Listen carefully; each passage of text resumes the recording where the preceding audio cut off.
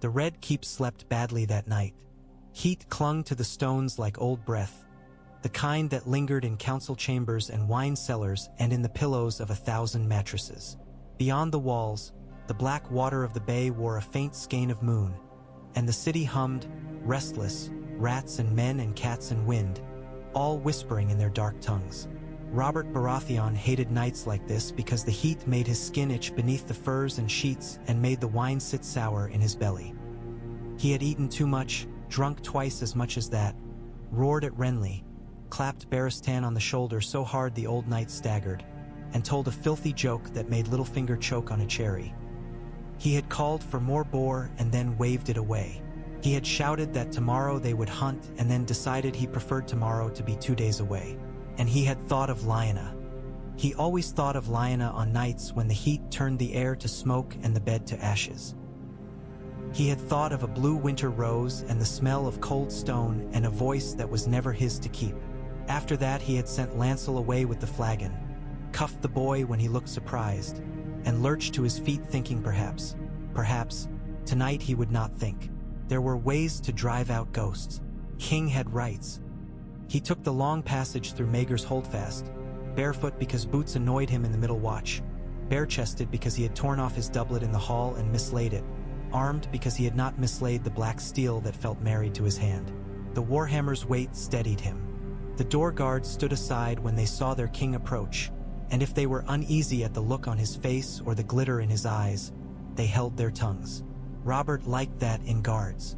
The corridors were quiet as graves. A tapestry stirred under the draft as he passed. A great golden lion rending a stag. He laughed at the weaving and heard the laugh return to him from stone and night. Cersei would be sour as old beer, but even sour beer could be swallowed if you had thirst enough. He thought of her hair, that waterfall of gold that even sober men dreamed of. He had dreamed once. He pushed through the last door himself and did not knock. It flew back on its hinges and struck stone with a crack like a snapped neck. The bed was not empty. For a heartbeat he thought of lantern light and mirrors.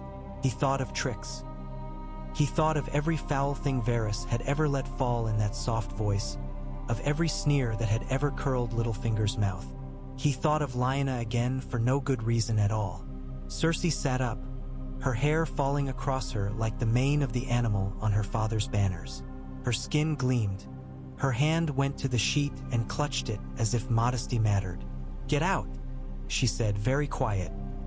The man beside her moved fast, in the manner of men who had spent their lives moving fast with steel nearby. He reached the floor in a glide and snatched for a sword that leaned against a chair.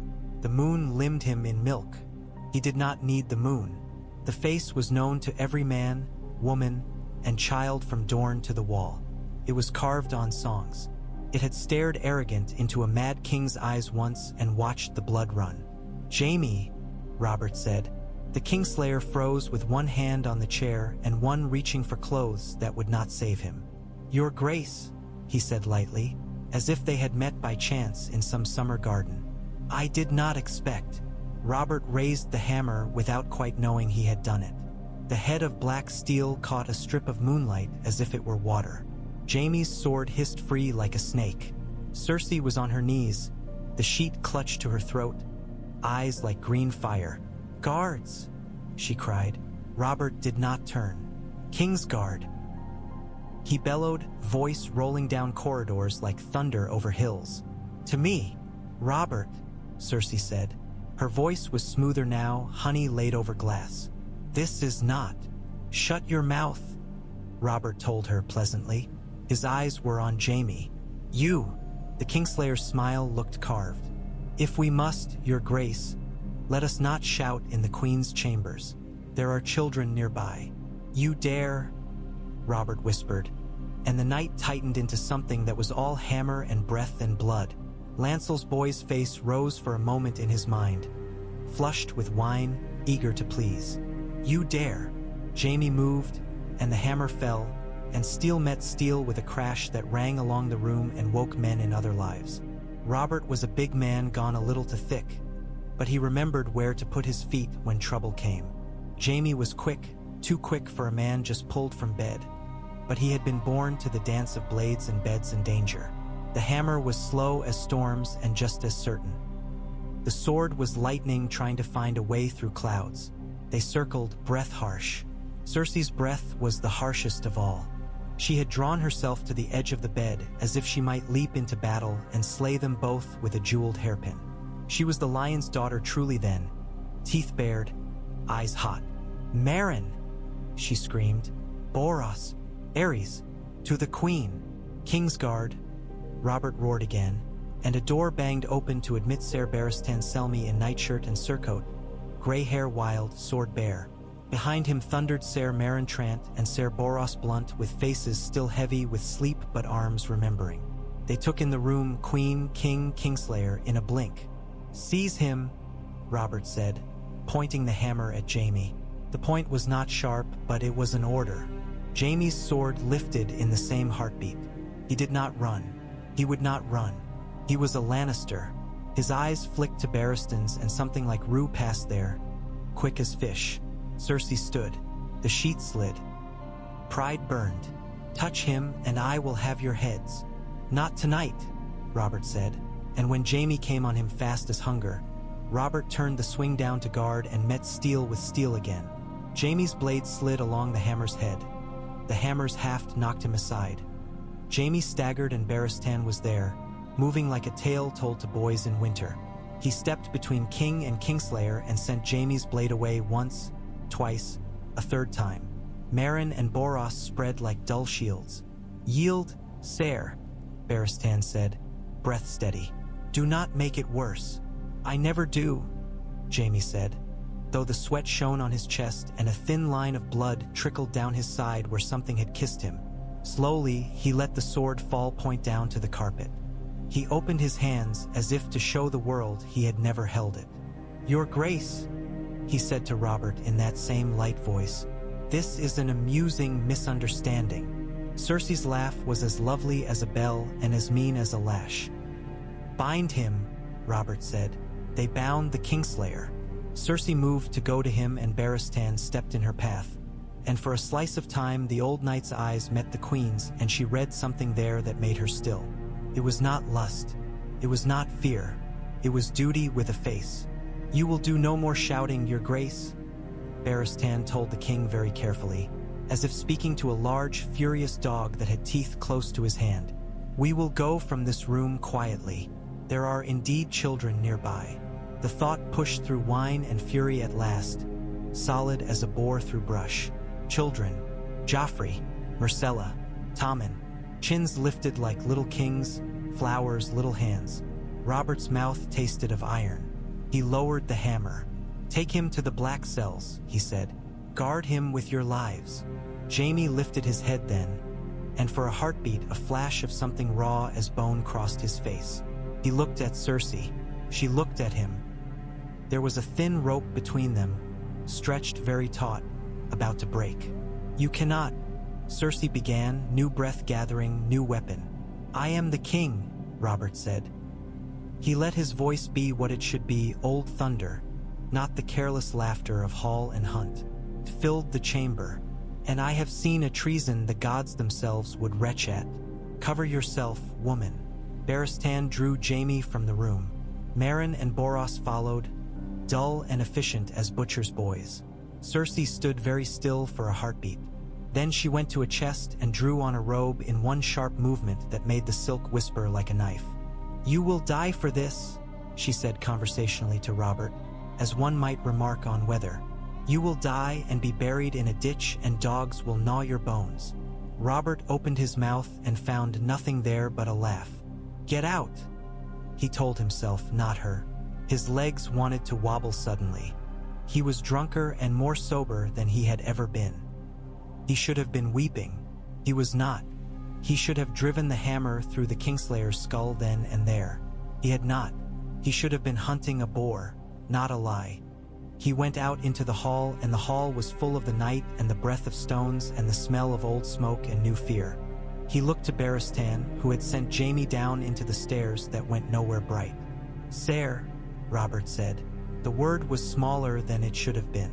"Your Grace," Barristan returned, sword down, blue eyes present and grave. "We must fetch Lord Stark." Robert shook his head as if to clear flies. "Aye, Ned." and then he turned on his heel without waiting for guards or knights or the gods, and he strode, barefoot and half-naked and hammer in hand, to the door of the prince's apartments.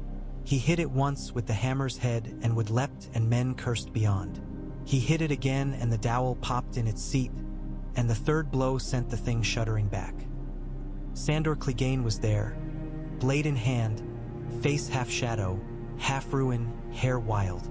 Behind him, the nurse shrieked and clutched Tommen, and Myrcella wept with her hands pressed to her mouth, and Joffrey stood like a little kingsguard with his chin thrust out and his lip white. "Out," Robert said to the hound, and Sandor moved immediately because he had eyes, and those eyes told him what was in the room and outside it. Guards poured in behind Robert with their spears and their doubt. "You think to put your hands upon me?" Joffrey demanded. He had a look that said he had never been told no and did not understand the word. "I am the prince. I am." "What are you?" Robert asked. He could not look away from the boy's hair. It was gold in the lamplight, fine and bright and nothing like storm. "Tell me what you are." Joffrey's mouth worked. "I am your son," he said, and then braver again, chin up. "I am your heir. I am Joffrey Baratheon, and you will." Robert moved so swiftly the hound took a half-step forward, surprised. The hammer thudded to the carpet, and the king's hand took his not-son's collar and drew him in. The boy was taller than some, not yet a man, not a child. Robert's face was so close he could smell the boy's fear under perfume. He had once believed he would love this child. He had once believed many things. "The seed is strong," he said softly to himself, and Joffrey did not understand because he had not pored through dusty lineages with Jon Arryn or seen black-haired boys born of brown-haired mothers again and again in book and life. Joffrey had not stood over a dead friend with a spear in his belly and thought everything thereafter would be making do. "Your Grace," Sandor said, voice rough, eye on the hand at the prince's collar. "Best you leave him be." Robert looked at the hound and saw sense lurking in the ruin there. He released Joffrey with a small shove that made the boy stumble back into a chair. The nurse had sunk to her knees, sobbing. Tommen cried. Myrcella was pale as a fall of ash. "Take the prince and his siblings into Maegor's holdfast," Robert said. He made each word a stone. "They are to be guarded and kept from harm. No one touches a hair on their heads save to comb it. One servant each, chosen by Barristan. Feed them, wash them, shut their mouths. They will see no one without my leave." Joffrey found his wit like a knife on a child's birthday.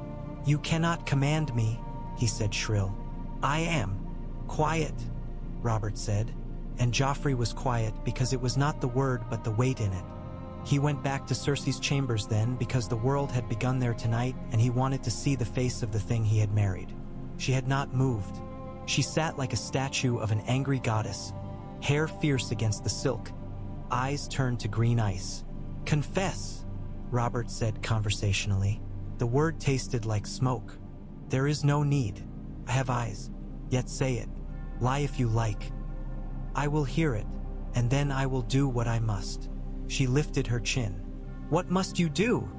she asked in that smooth voice, as if he were a child who had broken a toy. "Kill you," he said. He felt nothing saying it, and that frightened him more than if he had wept. He was capable of killing. He had been built for it. But queens were not boars, and this was not the trident. "Kill him. Kill the children. Kill every Lannister from here to the Golden Tooth. That is the song that wants singing. It is in me like a sickness." "Then sing," Cersei said. "Sing, and see the realm burn again from end to end. See your friends' banners char and your brothers' ships sink. See old men starve in their keeps and girls scream. Hear the wolves howl. You like that? You were always happiest with blood in your beard." Robert stared at her for a long time. She smiled the way cats do when birds break their necks against window glass. "Barristan," Robert said without looking away from her. "Send for Lord Stark. Send for the council. Wake them. Wake the city. Wake the gods. Wake Stannis if he is sleeping in his sea cave at Dragonstone. Wake Renly. Wake the high septon. Wake my bloody dead if you can find them.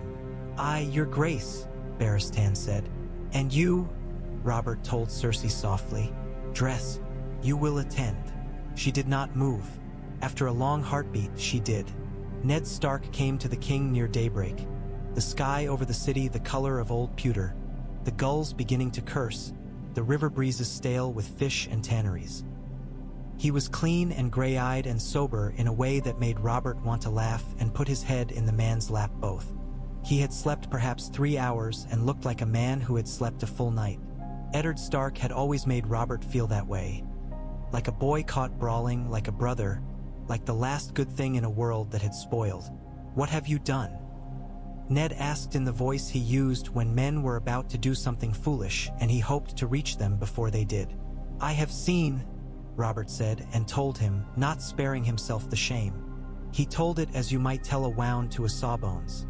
Quick, plain, averted eyes. Ned's eyes stayed on his face. When he was done, Ned did not curse or cross himself or mutter a prayer. He put his hand on Robert's shoulder, a grave's weight. Are the children safe? They are not mine, Robert said, and something in him cracked then and made a sound like ice across a lake. But they are safe. Ned nodded. Good. He looked at Cersei, at the line of green guards arrayed near her, at Jaime's absence. And him. In the black cells, Robert said. Ned's mouth tightened, not with pity. We must do this by law. Law? Robert repeated bitterly. I remember that thing. I once helped put a crown on its head. It has sat crooked ever since. There is law, Ned said, more iron in his voice now. And there is right. The realm cannot be held by blind rage and swords alone. The realm, Robert said. He laughed, short. He looked to the window slit where a little pale light was beginning to gather, smoke-colored, old. Send for my brother. Stannis, Ned said. Which other? Robert said. Renly is a boy with a mirror.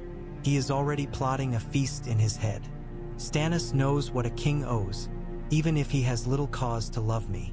He paused. We will have more than brothers. Send for Varys. Send for Littlefinger. Send for that old fraud Pycelle. I want them all where my eyes can see them. If I cannot smash this, I will at least hold it steady. They will have councils, Ned said.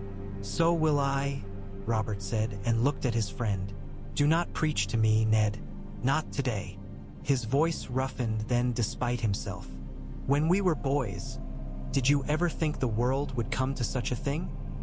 I thought we would be dead before we were 30, Ned said, and for a moment the ghost of a smile touched the corner of his mouth.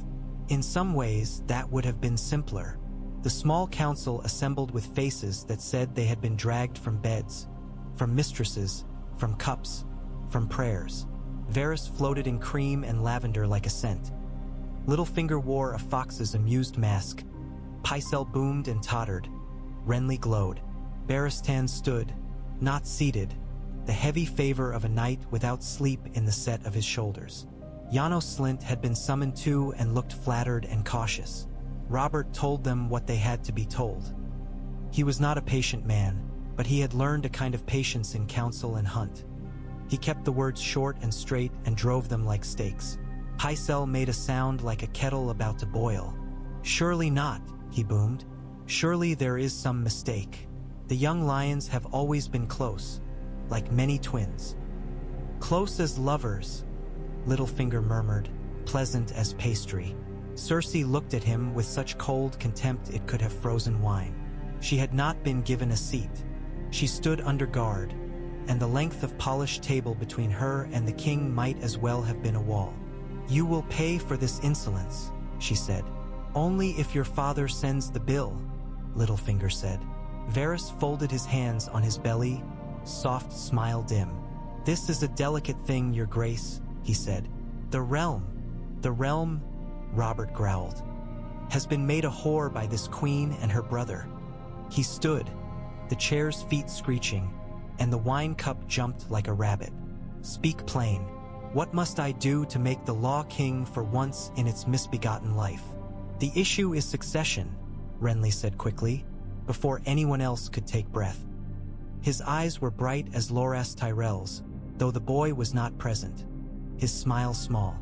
If the announced heirs are not of the blood, then they are barred. We must declare it publicly. And then, Varys breathed. And then, Renly continued smoothly. Your grace must set aside the queen for adultery and treason and take a new wife. There is a maiden in the Reach whose hair will remind you of spring wheat and who brings 50,000 swords with her dowry. Renly, Ned said, warning and weary both. It would make peace, Renly said, letting his voice slide into reason. We need the Reach. The West will bristle. Give them a shock, and give them pleasant news after, and men's tempers cool. The Tyrells have long been slighted by Lannister gold and Casterly pride. They would rejoice to put their rose beside the Stag.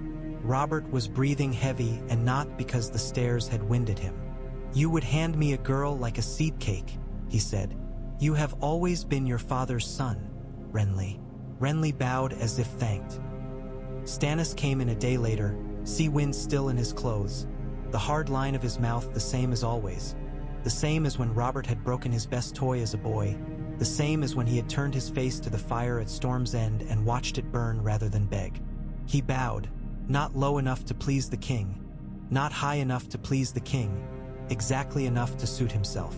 Brother, Robert said. Your grace, Stannis returned, and to Ned a nod to could have cut a man. He took a place at table, looked at Cersei, and gave no sign that his blood ran faster. I wrote to Jon Arryn years ago, he said without pleasantry. I told him what I suspected. He went to his grave for it. You should have told me, Robert said. I did, Stannis said, and the muscle in his jaw ticked once. You chose not to hear. Ned moved between them with words. We have agreed the marriages and issues are false. We must make proclamation, and we must decide the punishment. Death, Stannis said. Cersei's smile was small and bright. To whom? She asked softly. To you, Stannis said, and to your paramour. The last word like spittle he swallowed back by force. The children I would spare, being not guilty of their own begetting, though they must be removed far from court, named as they are. What is the Crownland's base name? Waters? And made wards loyal to the king. Your father will rage and threaten. Let him. If he takes arms, we meet him as rebels. If he kneels, we take his sword and keep it. The law does not bend to the lion any more than to the stag. You would spare my children, Cersei said, studying him as if he were an insect pinned to silk. They are not your children, Stannis said. They are abominations against law. He looked at Robert. The crown will be sullied if you kill them, and the realm will remember. Spare them, and the realm will remember that too. Robert rubbed at his brow with a hand that had once unhorsed princes and now shook. I want this done, he said to all of them. Ned, write the proclamation.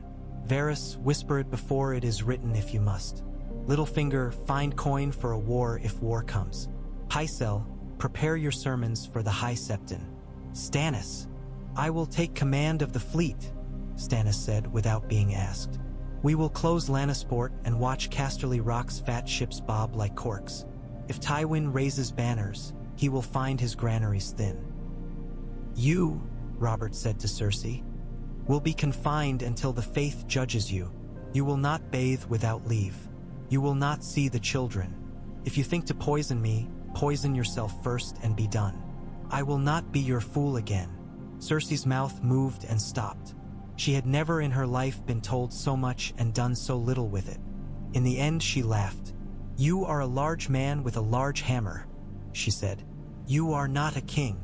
I am the only one we have, Robert said, and for a heartbeat an old prince stood in the room, drunk on victory and pain, with a rose's blue shadow still on his breath. Tywin Lannister did not sleep when men told him things he did not want to hear.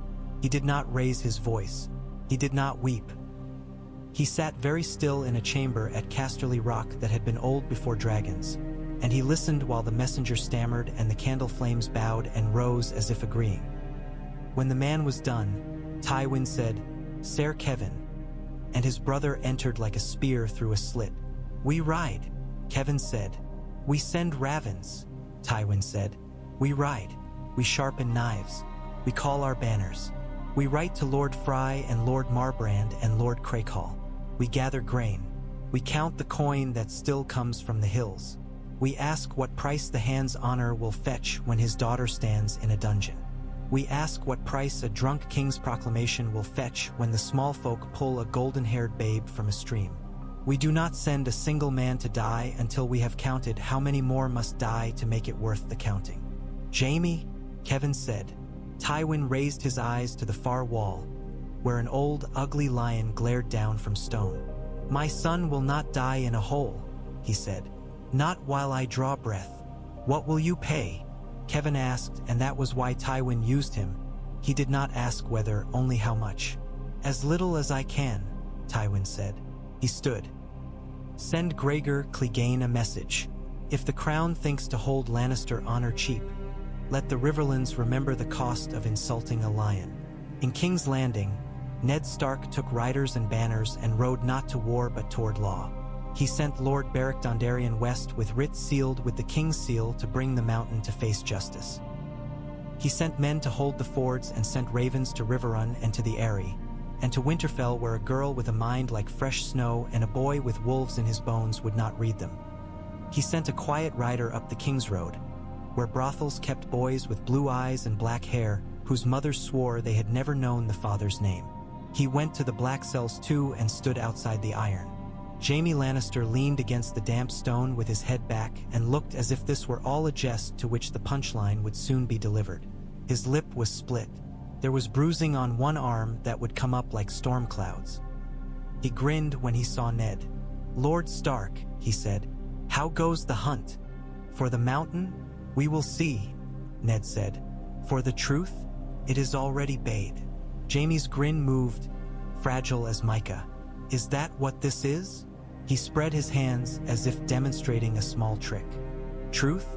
I have known truth. It towers and it burns and it does not care for names.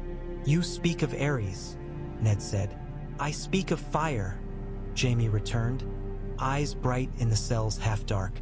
Do you know what a man looks like when a king orders him to be burned alive, Lord Stark? He looks like a man on the day of his wedding, only everything that is bright has been turned. Eyes shine, mouth opens, and the heat is inside him, holy and hungry. He prays then if he did not before. He prays for death like a maiden prays for summer. Ned said nothing. It was the way with him. I kept my vows, Jaime said with sudden sharpness. Not the ones you love to polish and hold up so everyone can see how white they are. The one that matters when a madman orders the city destroyed. I put steel where it had to go. I saved them all.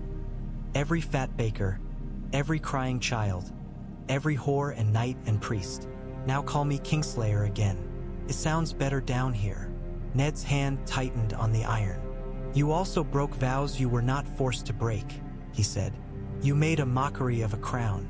You made a lie of children. Jaime's eyes flicked and were green for a heartbeat, a mirror to his sisters. A lie that is prettier than what men see when they wake, he said. Tell me you have never held a lie in your hands and kissed it for comfort, Lord Stark. Ned closed his eyes briefly and saw his sister as he had found her last. Hair spread on a pillow, lips cracked, the scent of roses turned to rot. He opened them again, gray and winter. The king will judge you, he said. The faith may weigh in. Pray to the gods you honor.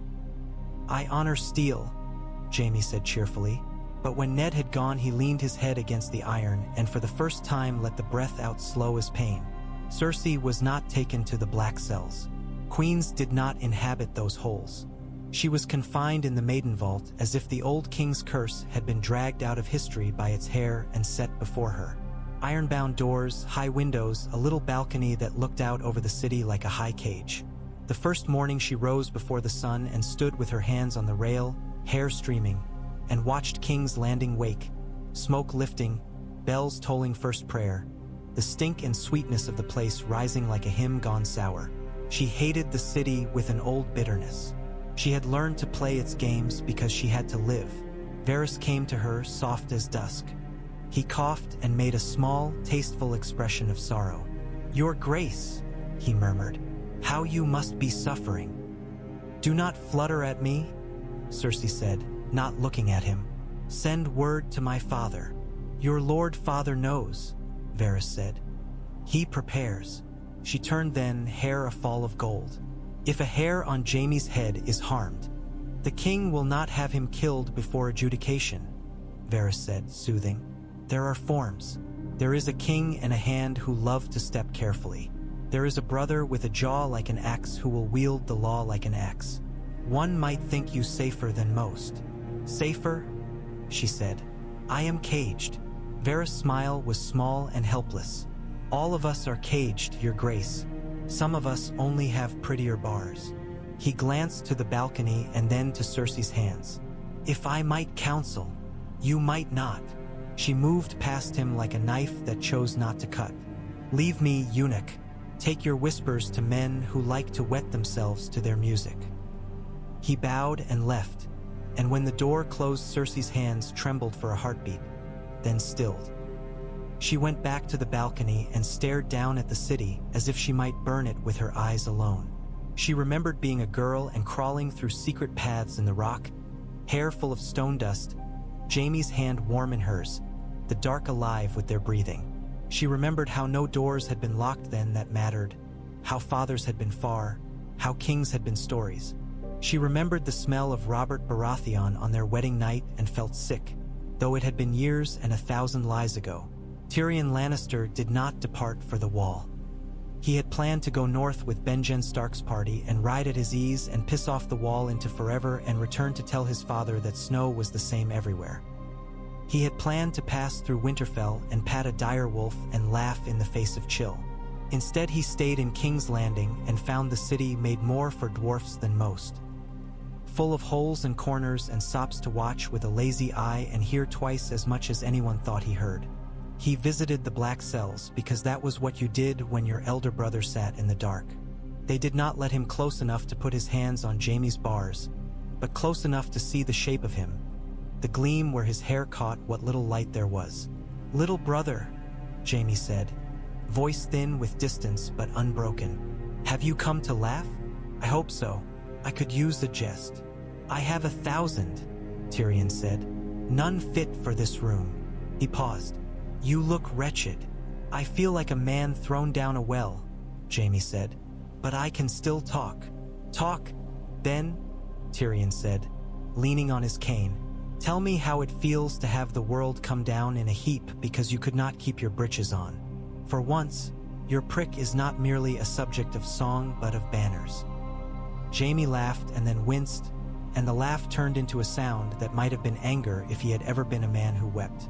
"I have never been able to keep anything that mattered on," he said. "Breeches, vows, crowns, a brother's advice." Tyrion grunted. "Father will move heaven and the rock," he said. "He will try to buy you and bully the queen's judges and break the king. If he cannot, he will break something else. The Riverlands, perhaps. They have had it too easy. If he rides for war, I will hang from some Old Town scholar's sketch for centuries," Jaime said. "A cautionare tale in gold." "God spare me." He shifted under the iron and tugged at the bandage on his arm with his teeth. "See to Cersei." Tyrion exhaled through his nose. "I have and I will. She thinks she is a fire god." "She is fire of a kind," Jaime said, pride and bitterness mingling in a way that made Tyrion want wine and silence. "She will not go quietly into that vault they have made." "Nothing about her has ever been quiet," Tyrion said, "nor kind, but she is ours." "You are as much a fool as I," Jaime said fondly. Then he sobered. "Little brother," he added softly, "if they choose to make me take the black, tell father to let me. He will want to see me die with a sword in my hand. Let me go where men do not talk of lions. There is rumor that up there the world goes white and you can hear your own heart." Tyrion blinked. "Since when have you wished to be a crow?" "Since now," Jaime said. "Since I remembered I used to want to be only what I was before all this." He laughed without much humor. "It is too late for boys' wants." Tyrion left him and went to the maiden vault, and the guards looked at him with expressions that were exactly like the ones men wore when they saw a dog that had learned to talk. Cersei received him on her balcony because she loved to look down on things. Her hair shone, her eyes were knives. She had never looked more beautiful. "You are late," she said. "Time is a whore," Tyrion said. "She comes when she likes." Cersei made a face and waved that away. "Speak to father." "I have," Tyrion said. "He is sharpening himself." "Good," Cersei said. She gripped the stone. "They will make a show of me, Tyrion. They will bring me before their fat septon and their trembling knights and their smug Northmen, and they will list my sins as if counting apples. Then they will ask me to admit what I am." "And what are you?"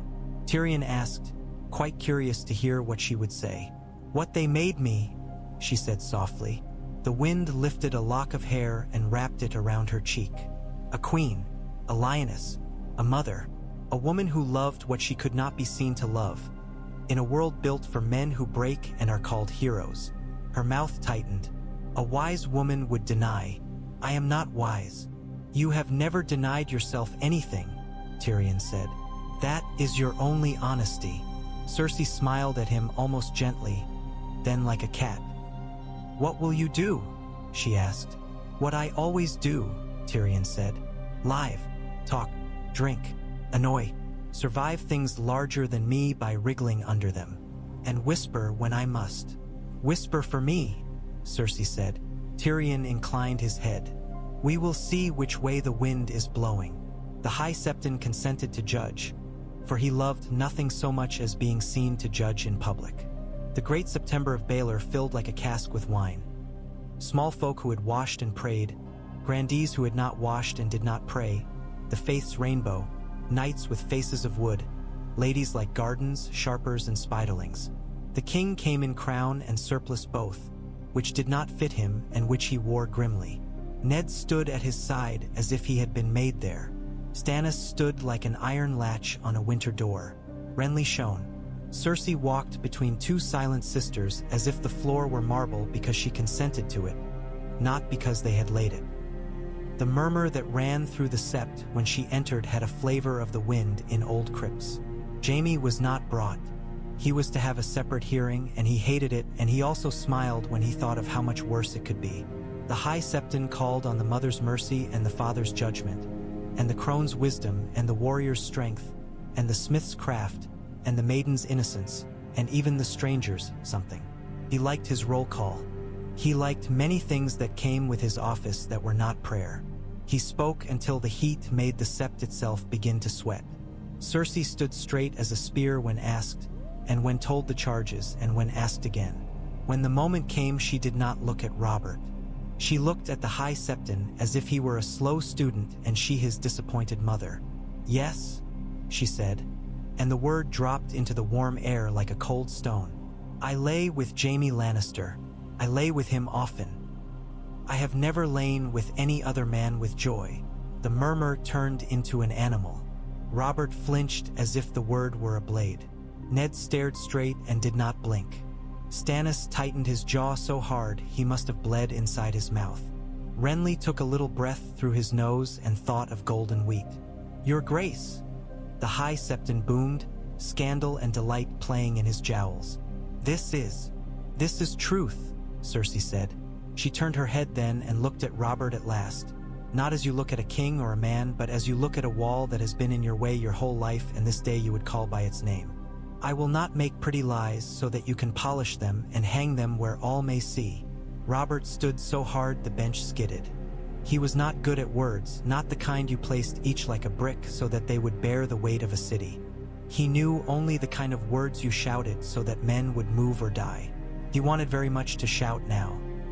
He forced his hands flat on the bench and did not. Stannis spoke because he could not bear this. He recited law. He recited custom. He recited the old judgments of old kings and old septs. He requested sentence. The High Septon inhaled like a bellows and began to explain how the faith could not do this and the crown must do that, and how it was all terribly complex in the light of... "Enough," Robert said, and the word crashed like a tree.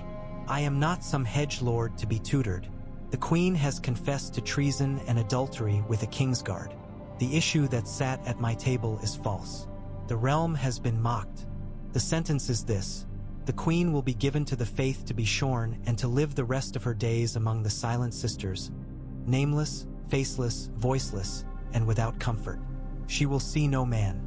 She will see no child. She will speak to no one. She will pray if she is able. If she is not able, she will do it anyway. The kingsguard who broke his vows will be stripped of white and sent to the wall for life. The sept breathed. It seemed as if the building itself drew breath. You will not, Cersei said softly, and Robert looked at her and for a moment saw the girl she had been and the woman she had made of it. Then he turned away. The chopping and the shorn hair came later, in a little cold room where women did women's work. Cersei did not cry out. Her hair fell on stone like broken sunlight. They wrapped her in gray, and she looked in a small iron mirror and smiled without teeth. She did not ask for a last glass of wine. She thought of Jaime and did not think of anyone else. Jaime heard in his cell the rumor come and go like the breath of the place. He had wanted death in some honest way, steel in the belly, head on a block, the swift, clean thing. The wall had not been in his stories. He found it in him to laugh, slow, wounded. He lay on his back and watched a trickle of water creep down stone and thought of a boy standing with a girl in black corridors beneath Casterly Rock, promising that neither would ever be alone. He closed his eyes for a long time, and when he opened them again he felt colder and lighter. Eddard Stark, who had not asked to be given these days, wrote the proclamation to be read in market squares and sept yards and lords' halls. The children, born in the Crownlands, would be known henceforth as Joffrey Waters, Myrcella Waters, and Tommen Waters. They would be wards of the crown, kept in comfort and taught suitably, and upon coming of age given lands and annuities as befitted the bastards of a queen. Any man who called them by a lion's name in public would taste the whip and then the wall. The queen would be in the faith's keeping. The Kingslayer would ride north in chains under good guard and take the black upon the wall, there to serve until death. He showed it to Robert, and Robert read slowly and breathed harder with each line and then laughed once, harsh. It is a mercy, he said. I am a fool. You are a king, Ned said. Put the realm ahead of what would satisfy a moment.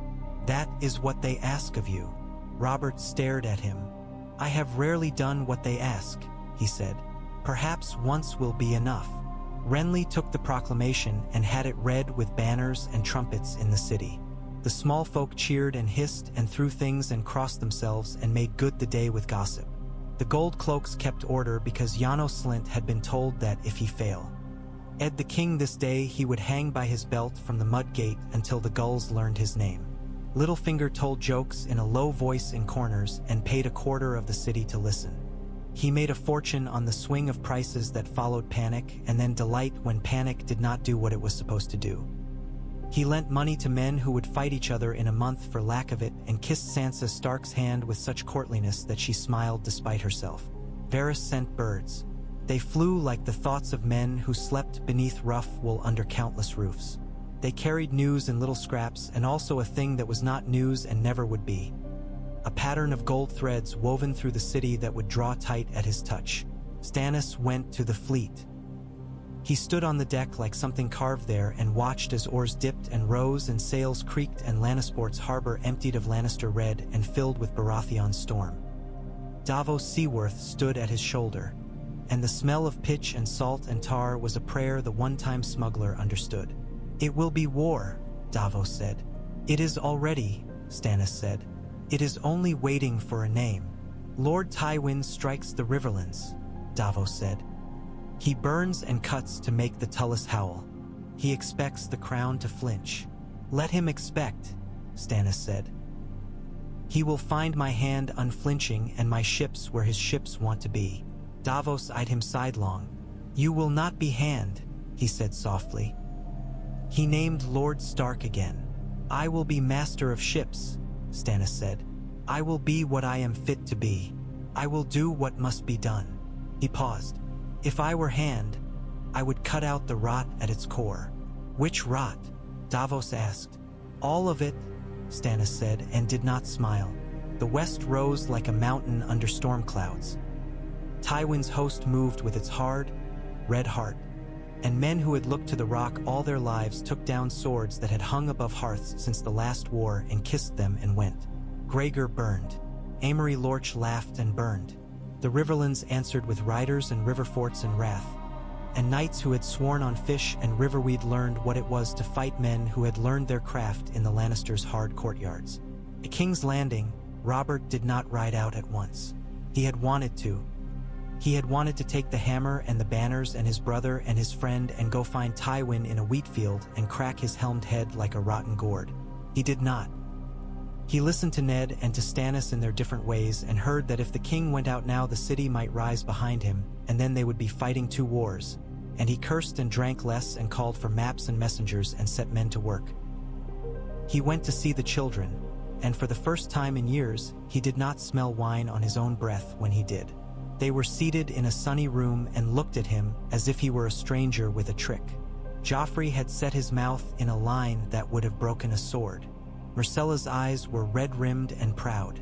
Tommen's face was blotched and he could not stop swallowing. They were dressed in plain good wool, and Joffrey's ring had been taken, and the lion clasp at Myrcella's throat replaced with a stag that looked smaller than it should. "You are safe," Robert said. Joffrey laughed. "I am a bastard," he said, throwing the word like a knife. "You have made me a bastard. The cook's boy called me Waters today." He smiled when he said it. "I will have him whipped." "You will do nothing," Robert said gently, and something in Joffrey's face twitched at the gentleness as if it were foreign. "You will study with the maester. You will learn sums and letters and the names of all the men who bled for your sake and will not again. You will ride in the yard when Barristan allows. You will not speak to any Lannister not under guard. You will not command not men or boys or dogs. You will grow." Joffrey's eyes shone with hate that looked too old on him. Myrcella looked at her hands and then up at Robert with a queen's small courage. "May we see our mother?" "When the faith allows," Robert said. "She has taken vows." "What vows?" Tommen whispered. "Silence," Robert said. They looked at him, 3 pieces of a life he had never had and would not now. He went away heavy and surprised at the ache that went with it. Jaime Lannister left the city one gray morning with a chain on his wrists and a white cloak folded away like a story finished. Barristan Selmy rode before him with 12 good men and the king's writ in a tube. The small folk came to see him go because he was a legend going into the north and because small folk like to see legends pulled down. Jaime sat straight in the saddle and smiled at a girl with a comb in her hair who stared at him like a supper she could smell and not eat. "Ser Barristan," he said when the walls were behind them and the wind was cleaner. "Do you mean to live forever?" "I am old enough to know that I will not," Barristan said. "You were the best of us," Jaime said, and did not add the thought that came with it. "I never asked to be us." "Live well on the wall," Barristan returned. "Keep your vows." "I will keep the next set," Jaime said. He looked over his shoulder at the red towers of the keep, very small now on their hill, and saw in his mind a pale face framed in gray and a mouth that knew how to smile at a blade. On the road north they met Yoren of the Night's Watch, hard as oak and smelling of sweat and horse, a handful of boys ambling behind him like changed geese. Yoren looked at the white cloak folded on Jaime's saddle and spat a brown stream. "We get all sorts," he said, not impressed. "You could be worse." "I am," Jaime said cheerfully. In the Riverlands, Beric Dondarrion found the mountain and lost him and found him and lost him and died once doing it and did not stay dead in any way that mattered because some men's names rise up again like smoke from fires that will not go out. But that was a story that went on and on like rivers. Tywin brought his host forward carefully, as a man brings a heavy table and does not wish to knock over the cups standing upon it. He did not wish for the city. He wished for leverage. He sent ravens with lists of what he would accept. The queen returned, the kingslayer freed, the proclamation retracted, the high septon chastened. He knew he would not receive it. He knew it opened a door called war with a hinge called pride. Robert called banners. Storm's End sent hard men who smelled of salt and old glory. The Crownlands answered. The Reach sent envoys with flowers in their speech and numbers in their eyes. Mace Tyrell wrote a letter that said everything and nothing and sent Marjorie to be seen by nobody and everyone in a great train that did not come to King's Landing but came near enough that men could talk. Renly came to his brother and smiled and said nothing about marriages and much about musters and victuals and markets and hooks. He drank with Tyrells long into mornings and learned to love their songs. He stood in the yard and watched Loras Tyrell ride, and nobody saw anything until it was too late to use it. Ned walked the city as he liked to walk Winterfell when snow first fell and lay clean over things that had been ugly yesterday. He spoke to blacksmiths and mummers and sellers of oysters. He took Sansa's hand and told her things about queens that made her cry and then think. And he took Arya to the yard and watched her strike at air with a wooden sword and remembered a little girl with a fever and a crow in a window that would not fly. He went to the Godswood, which in the Red Keep had no heart tree and no clean coal to it. And he stood in a shadow that had belonged to men who had murdered kings and asked his daughter's gods for wisdom. He received wind. He went to Robert, and they spoke of Lyanna for the first time in years, and the name bent both of them in ways they had learned to hide. "I have never loved a woman the way I loved a ghost," Robert said very low. "And because of that, I have never loved the ones made of flesh as I should." "You have loved the realm in your fashion," Ned said. "Do it again." Robert rubbed his face with both hands. "I will marry again. Is that what we are saying?" "That is what Renly is saying," Ned said dry. "He is right in the way of it. The realm will rest easier if the king takes a bride from the Reach. But you must not do it as a child would, with sweets in his head. Consider Stannis. Consider the West. Consider your own heart." "My heart is a barrel," Robert said, but his smile when it came was not unkind. "I will consider. I am trying to learn to do that." The decision took less time than pretending it took. Mace Tyrell had wanted a king at his table since he had been a boy and had learned that his mother had more wit than he. He wrapped his rose about a stag without much trouble. The city cheered because it liked weddings and because the Reach brought cows and apples and singers. Sansa thought the world had turned again towards ballads. Arya thought the world had grown more complicated and sharpened her wooden sword on air. The day Robert married Marjorie Tyrell, the bells rang so long men complained their ears rang for a week. The girl's hair was as Renly had said, wheat in summer. Her smile was pretty and practiced. She curtsied with her eyes up and her lashes down in that way women were taught, and she watched the king with a sort of careful hope. Cersei did not watch. She did not see the septri that day, or the bells, or the gown. She sat in a white room and held a piece of hair where it had escaped the shears and thought of nothing, which was the only thing that did not hurt. Tyrion went when he could to that white room, because he had been born into the wrong story and could not seem to stop reading. He found a way, as he always did, through a door that should have been locked and a guard who owed him coin. He stood in the doorway and watched his sister sit and said nothing. "Do you think me penitent?" Cersei asked at last. Tyrion considered. "No," he said. "I think you are hungry." She laughed, a small shock of sound like a pebble thrown into a quiet pool. "A lioness on a chain is still a lioness," she murmured. "Perhaps," Tyrion said. "Perhaps a chain teaches other things." "Chains teach nothing but hate," she said, and did not turn her head. He did not argue. He left her bread and wine anyway, and a knife of good steel he had told the guard did not exist. He did not know if she would cut bread with it or throats or herself. He thought he might never know. Stannis came from the harbor with his ships like teeth in the bay, and he brought a list of needs and a set of orders as if he had been born to give orders in lists. He met the king at a map table and said, "Lord Tywin tests the fords. We must deny him. He sends messages to the Freys. He will try to pull the Riverlands apart. We must hold the twins with men who do not faint when asked to smile." "Send men who never smile," Robert said. "Send yourself." "I am holding the bay," Stannis said. "My place is with the fleet. Let Lord Stark ride west with Beric. Let the Tullus hold their river. Let Renly keep the city eating and the Tyrells thinking themselves loved." He tapped the map with a nail. "We will make a ring of iron and wheat. Tywin will either batter his way through at great cost or go back and howl and sit on his gold. When he is ready to talk, he will talk low. And if he does not, Robert said. Then we fight him where we choose, Stannis said. Not where he does. Robert listened and nodding, felt a strange thing stir in him that had not stirred since the trident. That feeling that the ground under your feet is solid because you have chosen it and can hold it. He looked back at the map and thought of a hammer coming down exactly where it must. The first clash came on the Blackwater Rush when a Lannister vanguard under Ser Adam Marbrand tried the fords and found men who had been told to die there rather than move. The river ran brown and red for a day and a night. Robert was not there. This stung and also pleased him. When the news came, he stood on the gallery of the Red Keep with Marjorie at his side and counted the banners that came back in his mind and learned the names of men he had not yet shaken by the arm. "Do you miss it?" Marjorie asked, young and curious, her hand light on his sleeve. Robert looked at her and saw not Lyanna and did not expect to.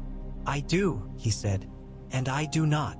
She nodded as if he had offered wisdom. "I have never seen battle," she said.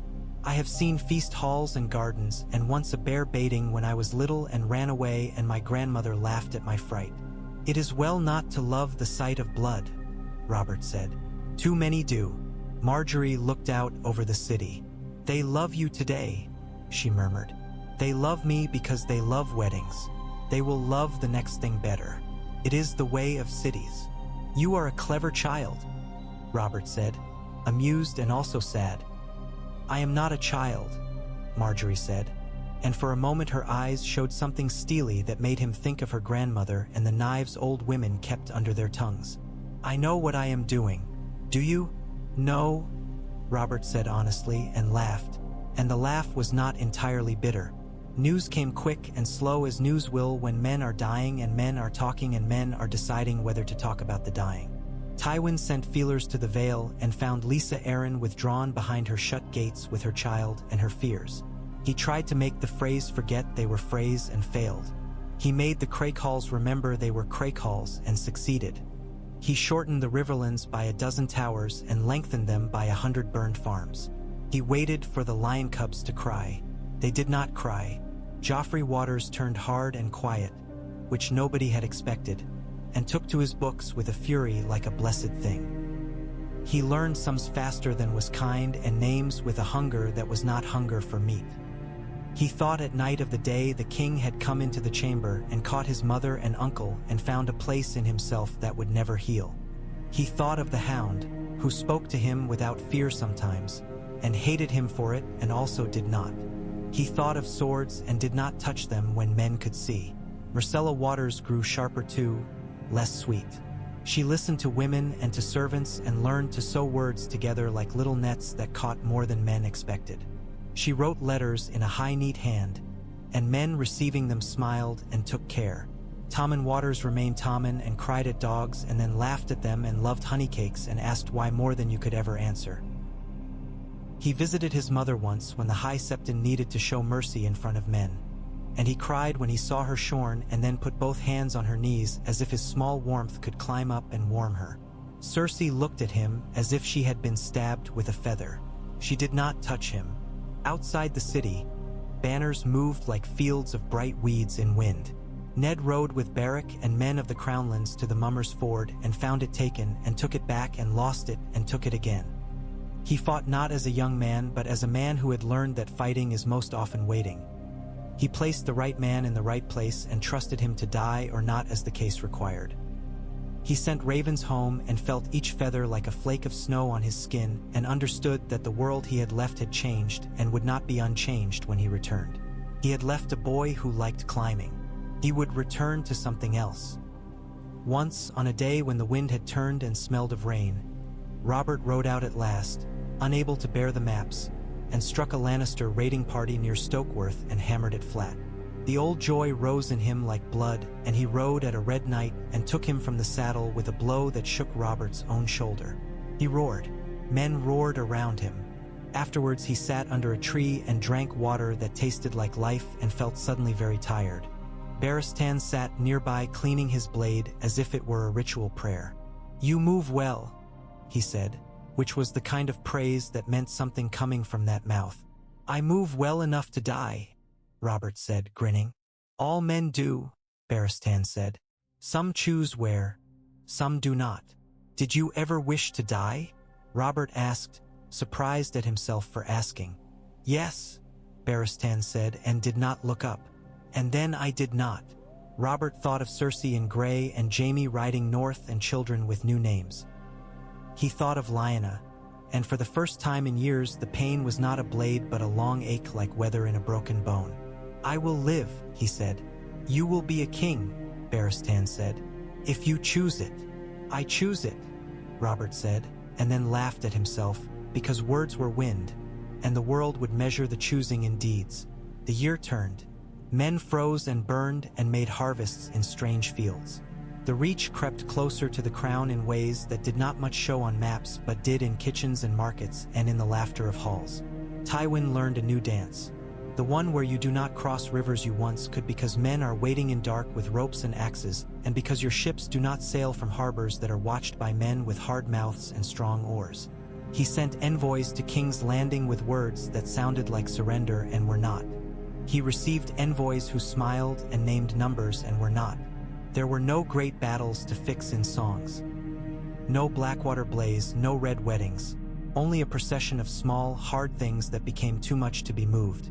The West found itself as a man finds that his purse is empty because he has taken coin from it every day and counted only his hunger. The Riverlands bled but did not break. The North sat winter still, its lord away and its wolves growing, and did not come south because nobody asked it to and because the snows began.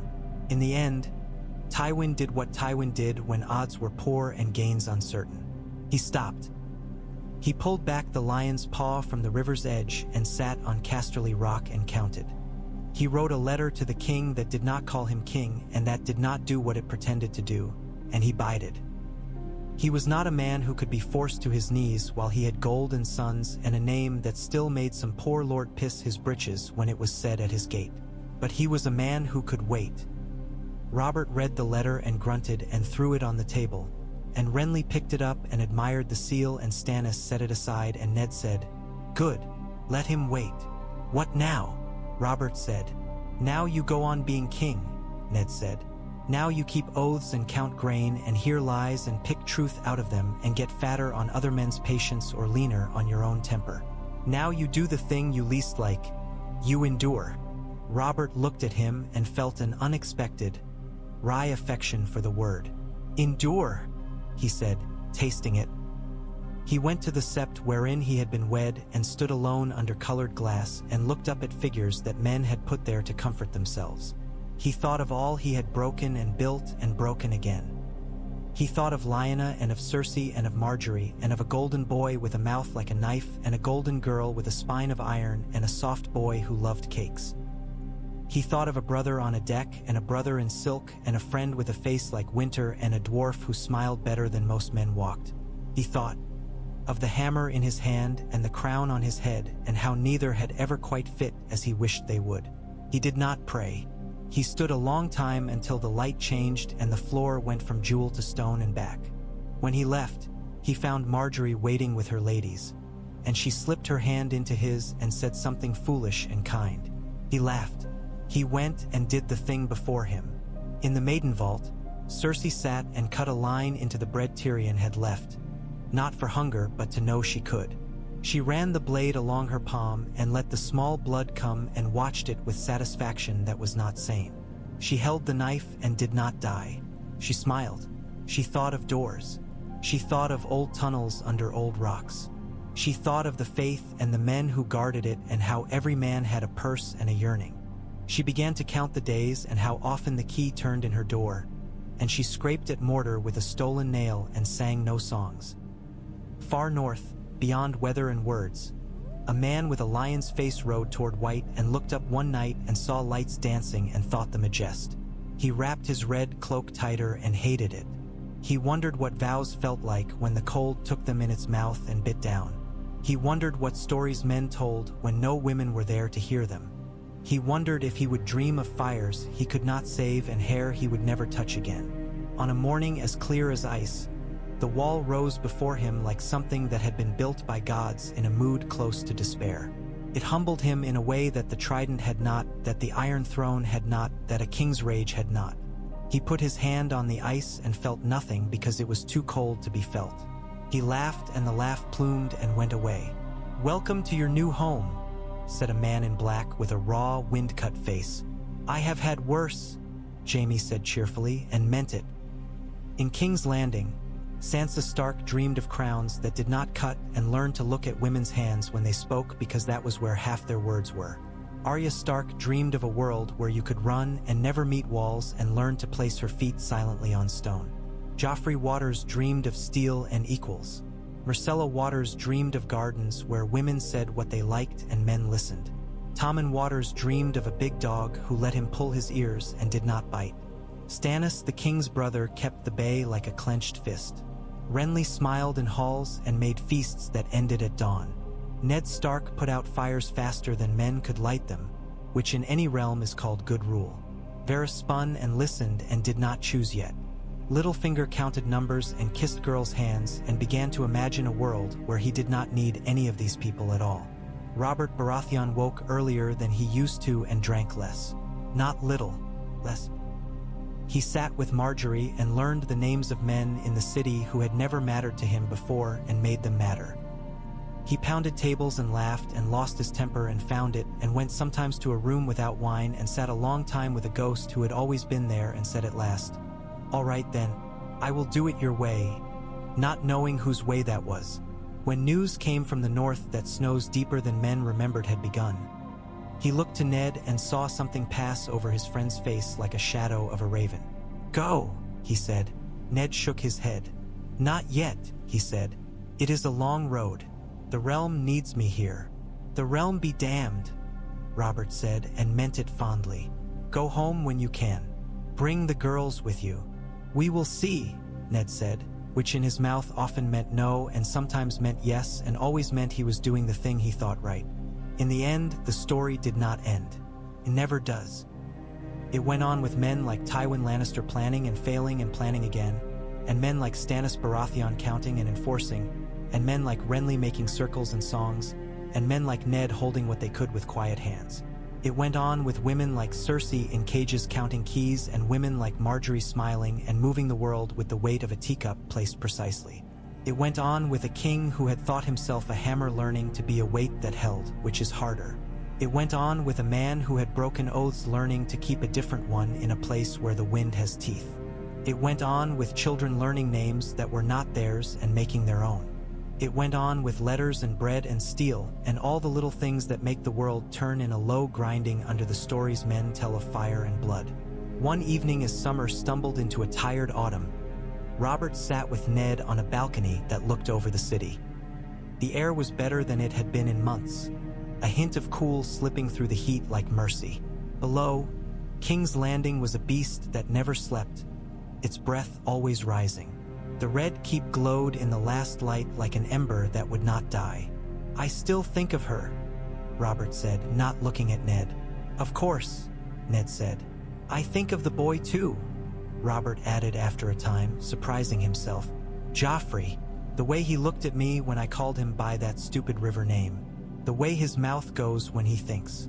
It is a hard thing to make a boy a bastard. It is a harder thing to make a bastard a king," Ned said. Robert snorted. "Aye." He lifted his cup and then set it down again, untasted. "I have made 1,000 mistakes. And a few good choices," Ned said. Robert grinned suddenly, broad and boyish. "This is why I keep you. You make me better and tell me it is my doing."